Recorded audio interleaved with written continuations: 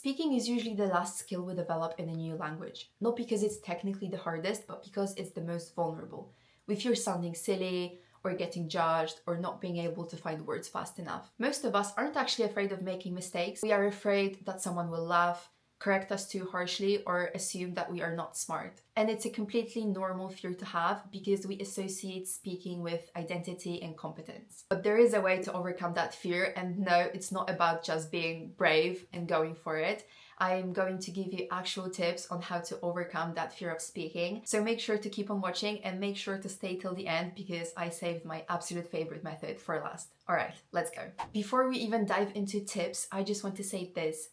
If you are trying to speak a new language, you should be so proud of yourself. You are doing something that most people never do. You are stepping out of your comfort zone. You are letting yourself be a beginner, and that takes a lot of courage. You know, the people who judge others for making mistakes in a foreign language, most likely those people have never experienced what it's like to learn a new language. They have no idea what it takes, how many hours it takes, how challenging it can be. And I can guarantee you that anyone who has ever learned a new language, or at least tried to learn a new language, will never, ever, ever judge you because they know what it takes. And if they do, then there's something seriously wrong with them, not you. Now that we got this little disclaimer out of the way, let's dive into actual tips. First things first, let's talk about something that's kind of a bit controversial in the language learning community, and that is, should you speak from day one? Some people say yes, some people say absolutely no. And in my opinion, yes, but it's not that simple. I don't want you to book a speaking class right at the beginning of your language learning journey because you are most likely going to get overwhelmed or even discouraged from learning the language. I want you to ease yourself into speaking in a way that feels natural and low stress. Let me put it like this. Speaking in a different language is not a switch you can flip, it is a muscle that you have to train. You want to send a series of signals to your brain and kind of try to convince it that you can not only understand the language but also actively use it. How do you do that? Well, if you are a beginner, I would strongly suggest repeating everything out loud, especially if you are working with a textbook, which most likely you are if you are a complete beginner. Using your textbook actively is super important. However basic those sentences might be at the beginning, they actually do make a difference if you say them out loud. We are laying a foundation here. We are training your mouth, your ear, and your brain to work together, and we are preparing you for future conversations. So at the beginning, when you are just starting to learn a language, even just shadowing, which is repeating something out loud and trying to match the pronunciation, the tone of a native speaker, can make a huge, huge difference. I use this method with every new language I'm starting. Right now, I am a complete beginner in Persian. I am actually doing a 6-month Persian challenge. If you want to know more about that, then I will link the video here or here. I think it's here, but I might be wrong. Okay, but I am gonna try and link the video about my Persian challenge. But yeah, I am a complete beginner. I always make sure to say every sentence out loud. I'm getting used to the way Persian sounds, and I am preparing myself for future conversations that I really, really want to have. Then, as you are slowly transitioning from beginner to intermediate, you should really surround yourself with the language. I am a huge believer in input before output. And that is because when you surround yourself with the language, you naturally pick up real sentence structures, commonly used phrases, the way the language sounds, the pronunciation, the tone, different accents. It really works like a charm. Getting a lot of input is also really helpful when it comes to understanding native speakers. It's a really common problem a lot of language learners tend to have, myself included. We tend to focus on content marketed towards language learners, which has its advantages, but it doesn't always prepare you for real life conversations, especially because in this type of content, people usually speak slower. They articulate very well, which almost never happens. I know in my native language, I speak so extremely fast that sometimes even my mom, she tells me, please slow down because I don't understand a word you're saying. So yeah, when you are getting your input, I think it's a good idea to have a mix of content marketed towards language learners, especially at the beginning. And then as you become more and more advanced, I would suggest going for things that native speakers listen to or watch because it's going to prepare you for real life conversation. All right, so we know that at the beginning, you should repeat everything out loud and surround yourself with the language. But if you are an intermediate learner, how do you actually ease yourself into speaking? First things first, you want to practice speaking in low stress situations. because it's usually stress that blocks us from speaking. This stress just paralyzes us and we just forget everything that we know and we freeze. One of my favorite tips is to talk to yourself. Narrate what you're doing while cooking, cleaning, doing everyday chores, or you can describe your day, stuff like that. The point is that no one's listening, no one's judging. You can make as many mistakes as you want, it literally doesn't matter. Another great trick, and this is something that I suggested to a little girl that I'm currently working with, is to talk to your pets. She's 10 years old and she really loves dogs. So I said to her, why don't you try speaking to your dogs about your day? You can even ask them questions. Obviously, they're not going to reply, but that's besides the point.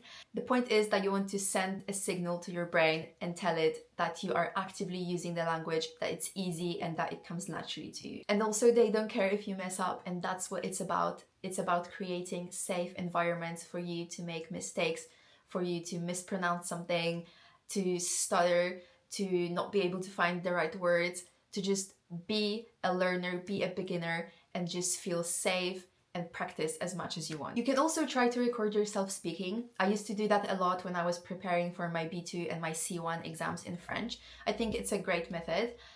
What I would usually do is I would search for prompts online, but now that ChatGPT is a thing, you can also ask it to generate prompts. What I would also suggest is don't try to go for a full 10 to 15 minutes at the beginning. If you're just starting out, maybe try a minute or two, that's already incredible. And then slowly build up to 10 or 15 minutes.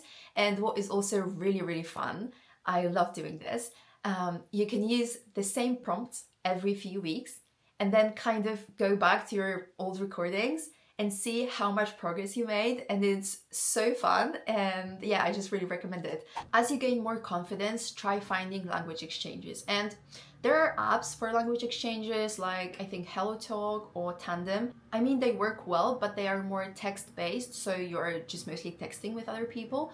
I think you can record voice messages now, but I'm not sure.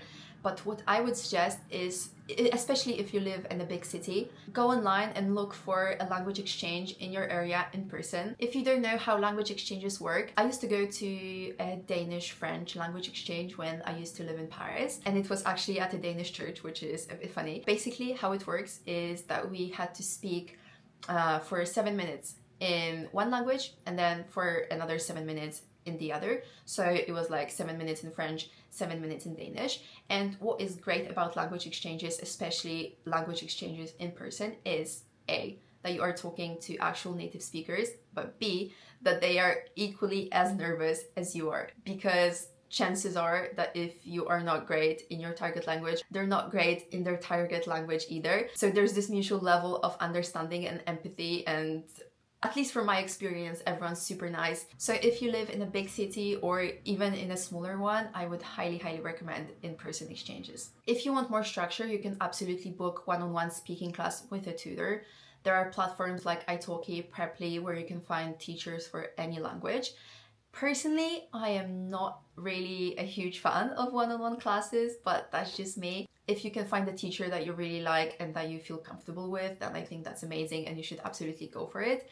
It's just not something I personally enjoy, but I know a lot of people do. And now, as promised, I want to share with you one of my favorite techniques when it comes to speaking a new language, which is visualization. I know that it might sound a bit out there to some people, but it's actually backed by neuroscience and is very commonly used by Olympic athletes, public speakers, and of course, polyglots. The idea is super simple. You close your eyes and you imagine yourself confidently speaking the language you are learning. For each person, the setting might be different. It's completely up to you. You can imagine yourself, let's say, in a coffee shop in Rome, ordering coffee, or asking for help at the airport, or just having a normal conversation with a native speaker.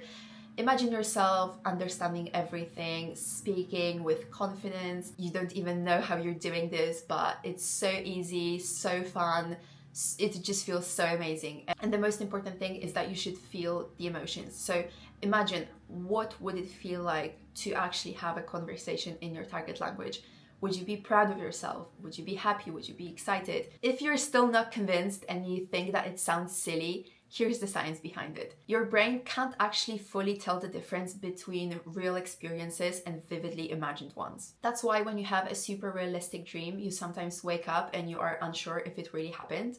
Visualization activates the same neural pathways as real life practice. So by mentally rehearsing a situation, you are training your brain and building confidence without even opening your mouth. It also helps override fear, because if you've seen yourself speaking many times in your mind, you're actually gonna start believing that it's possible. And honestly, when it comes to speaking a new language, you kind of have to believe it before you see it. What I like to do is I usually visualize before bed for a minute or two. It doesn't have to be long. You can obviously do 5 to 10 or even 15 minutes if you want, but in my opinion, 1 to 2 minutes is enough. As I said, the most important thing is that you should really feel the emotions that you would feel in that situation. And yeah, be ready for miracles to start happening. All right, that's it for today. But before I end the video, I just want to quickly circle back to what I said at the beginning. Please remember that if you are speaking a new language, this is already a huge achievement. You are stepping out of your comfort zone and you are doing something that most people never do, and you should be super proud of yourself. Making mistakes is a necessary part of the process. It's not a sign that you are failing, it's a sign that you are trying and growing. So don't be afraid to sound silly, to make mistakes. Be proud, because you are doing something absolutely incredible. If this video helped you, make sure to leave a like, comment and subscribe, and I'll see you in my next video.